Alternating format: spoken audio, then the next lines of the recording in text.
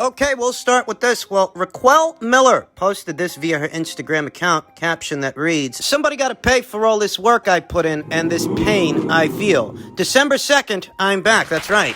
After a long hiatus, a long amount of time away from the ring, away from the bright lights, Raquel Miller, early next month, will be in action at the hangar in Costa Mesa, California, against Sonia Dreiling, who sports a professional record of 4 wins, 1 loss with no draws, to Raquel Miller, who sports a professional record of 10 wins, no losses, no draws, with 4 knockouts. So it's been 2 years since Raquel had a fight. It's been 2 years since Raquel Miller saw any action, way back when in November of 2019, when she gave Mexico's own Alma Ibarra her first professional loss, a victory for Raquel that I think has aged very well, as Alma Ibarra has established herself since then as a bit of a dark horse, someone to watch out for. And that's someone that Raquel Miller can say she beat. Raquel Miller, who hasn't seen any action since November of 2019. Sonia hasn't seen any action since late last year. Sonia hasn't fought since November of last year, when she suffered her first professional loss at the hands of South Carolina's own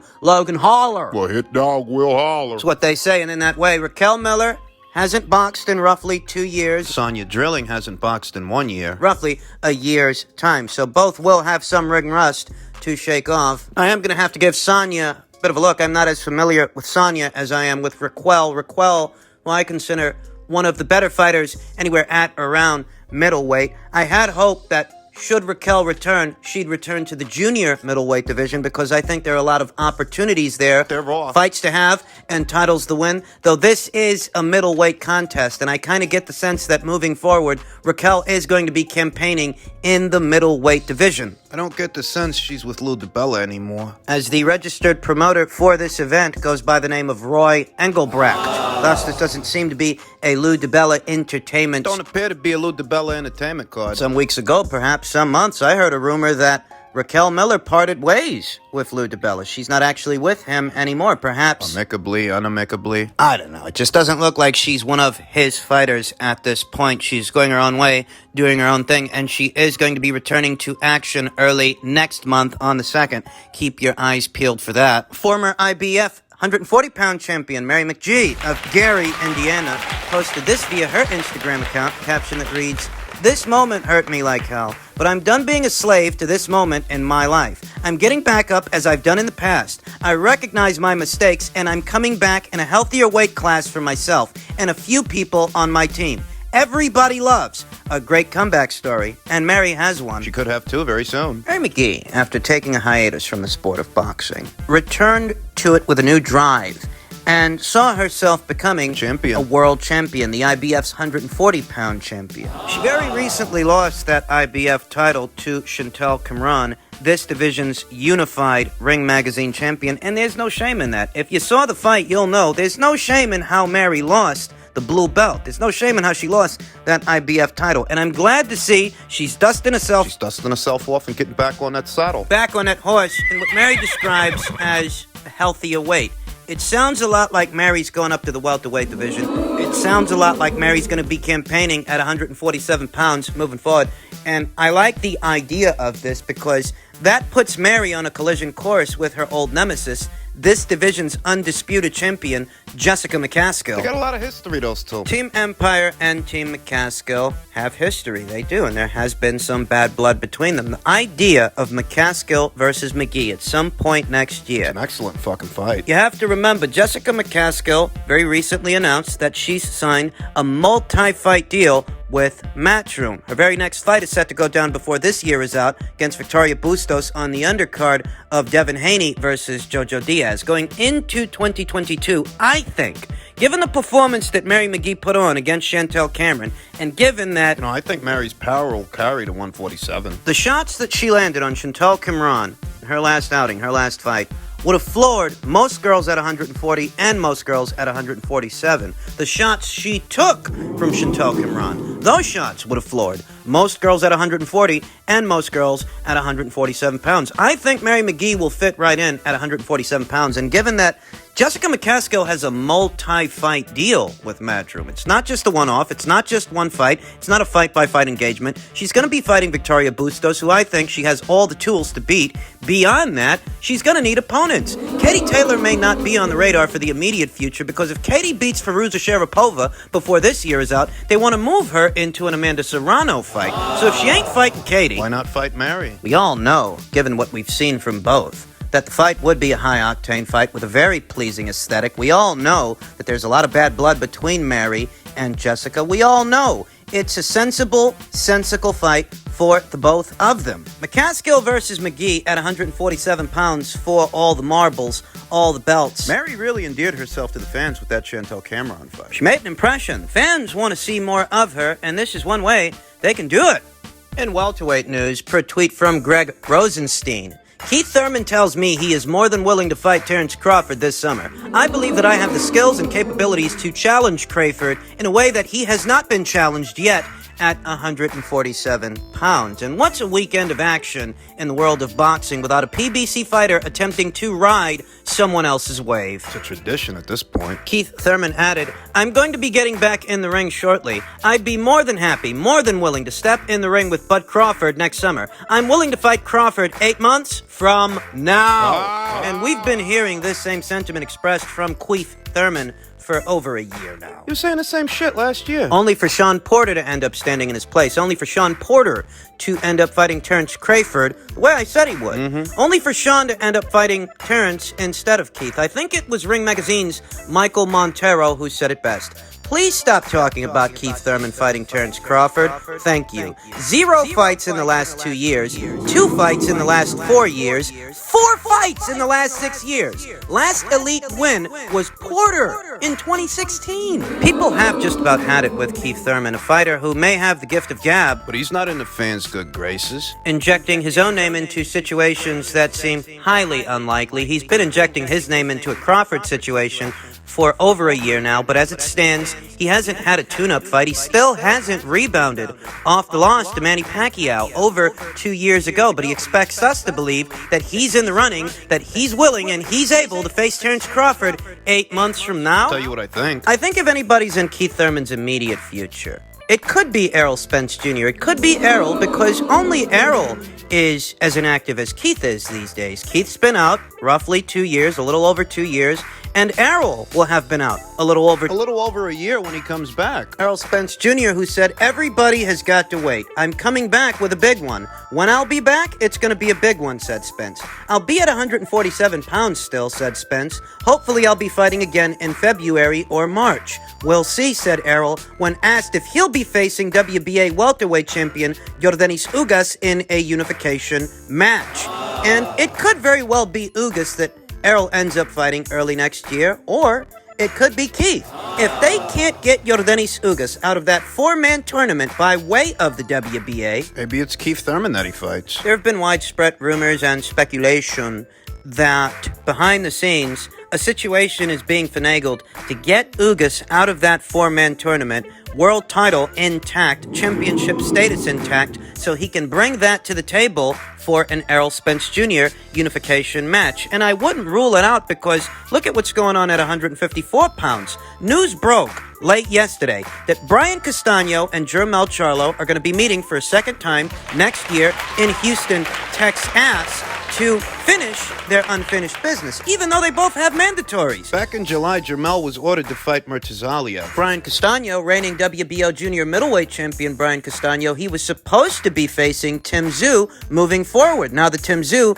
has taken care of Takeshi Inoue in their fight just a few days ago. That being said, those guys had mandatories lying in wait, but they figured it out. They found a way to do the fight between them, and it's possible that the same might apply to Yordenis Ugas and Errol Spence Jr. The WBA ordered Ugas to face his mandatory, a Montestanionis, weeks ago, back in September, and we haven't heard much since then. We haven't heard anything about the Ugas people entering into negotiations with the Stanionis people. We don't know where we are with that fight, the same way that we didn't know where we were with Charlo versus Murtazaliev. That fight got ordered in July. Things went quiet. Next thing you know, news breaks that Jermel's going to be fighting Castaño for a second time. So if you think about that, and you think about Ugas' situation, a situation that he was averse to and was very vocal about it, he wanted to move into that Spence fight. He's been bellyaching about this shit for weeks. So maybe they find a way to get Ugas in there with Errol. Maybe. Or maybe they don't find a way to get Ugas in there with Errol. Maybe they can't get him out of this four-man tournament without him forfeiting his WBA title. So what they decide to do is put Errol in there with Keith, because Keith and Errol, Both of these guys are inactive. they are two of the most inactive and injury-prone welterweights in today's welterweight division. We all know that Keith Thurman's career has been riddled with stints of inactivity due to injuries, and we know that Errol Spence Jr. this year suffered an injury, a career-threatening injury, to his retina, to his eye. Those two would be the safest choices for each other. The way I see it, Keith Thurman might want to ride Terence Crawford's wave on the heels of Terence Crawford's latest knockout victory in the welterweight division. I mean, Terence Crawford has knocked out more guys the last couple of years at welterweight than either Keith Thurman or Errol Spence Jr. It hasn't been one time or man down in a long time. Them fucking hashtags and gimmicks. It's been years since either one of these two guys knocked anybody out, elite level fighter or otherwise. That being said, Keith Thurman, Yordanis Ugas, those are the front runners, in my opinion, for Errol Spence Jr.'s next fight going into next year. I could very well see Keith Thurman getting the fight because, well, it's a safer choice than Ugas. He's about as inactive as Errol. Hell, he's more inactive than Errol and just as injury prone. I mean, if we don't know nothing else, we know it's not going to be Crawford. Terence Crawford, who plans on staying a free agent moving forward. He has parted ways with Top Rank. He's going to be doing his own thing, and what exactly that means for the future,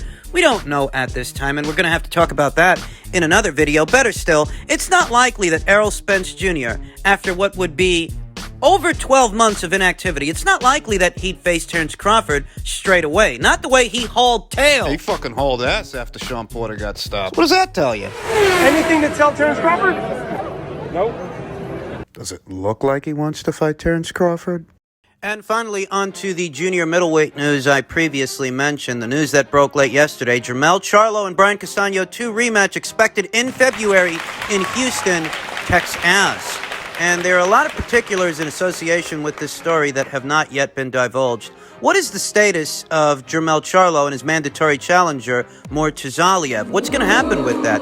Is Jermell Charlo going to end up vacating the red belt For not having satisfied that order. or are there any travel bans, any travel restrictions between Murtazaliev's neck of the woods here in the good old US of A that allow Jermell Charlo to move forward with this fight due to extenuating circumstances caused by the pandemic, travel restrictions? What exactly is going on here? I don't want Jermell to get stripped. I would prefer that all of the alphabet titles and the coveted Ring Magazine belt be on the line in this sequel, this rematch between Jermell and Brian, because I want to see one guy holding all the belts. I prefer that all those alphabet titles be on the line in this rematch. According to Lance Pugmire, the WBO will sanction the Charlo versus Castaño rematch by late next week. In the meantime, WBO mandatory challenger Tim Tszyu will have to sit and quietly wait for the smoke to clear for the Charlo versus Castaño 2 rematch before getting his mandated title shot against Castaño. Rather than the fight being staged in a neutral venue, the rematch will take place in Houston, Texas, thus giving Jermell a possible advantage over the Argentinian Castaño. And the WBO? you see the WBO's giving him the green light to go ahead with the fight, but what about the IBF? And what about the WBA? What about the WBC? Jermell Charlo has not seen any action since July of this year when this fight took place, the first fight. There was time to satisfy a mandatory between now and then. Between this past July and now, towards the end of 2021, there was plenty of time in there for Jermell Charlo to squeeze in a fight between this rematch to take care of any pesky mandatories that might hamper this undisputed title fight, because I really would prefer to see all the alphabet titles on the line in this sequel, in this rematch. And what I'm afraid of is that once they really go ahead with this thing, the IBF... They might strip him. There's very little information out there about that Murtazaliev situation, a fight that got ordered by way of the IBF as far back as July. Immediately after the fight. Did they pay him to step aside? Is that what's going on? Or did they not have to pay him to step aside because he can't travel to America for the fight? Or there are travel restrictions? It's my understanding Murtazaliev's been mandatory for a while. He's been the IBF's mandatory challenger for the red belt as of November 2019 when he defeated Jorge Fortea. He's been the mandatory challenger ever since, but as you can imagine, the pandemic didn't help the situation. It delayed things, and there have been delays ever since. So you have to wonder what reconciliation, if any, has been reached in reference to that situation, because I know of no news in reference to it. I don't know if the IBF is going to strip Jermell or if they're giving him the green light to have the fight because perhaps Murtazaliev is not available. I just don't know, but I'd prefer to see all the belts on the line next year in Charlo versus Castaño 2, and I'm afraid that may not be the case. When you think about the fight, preliminary thoughts on a rematch. Brian Castaño is a quality operator. Durable, great gas tank, throws a lot of punches, and there is some salt on them. But he does only have one way of fighting a fight. He is a tried and true, characteristic pressure fighter. It's up to Jermell to make the necessary adjustments to finish the job he didn't finish the first time out. He actually hurt Brian Castaño in that fight, that first one. Scorecards were controversial. There was an outcry that Brian should have got the decision.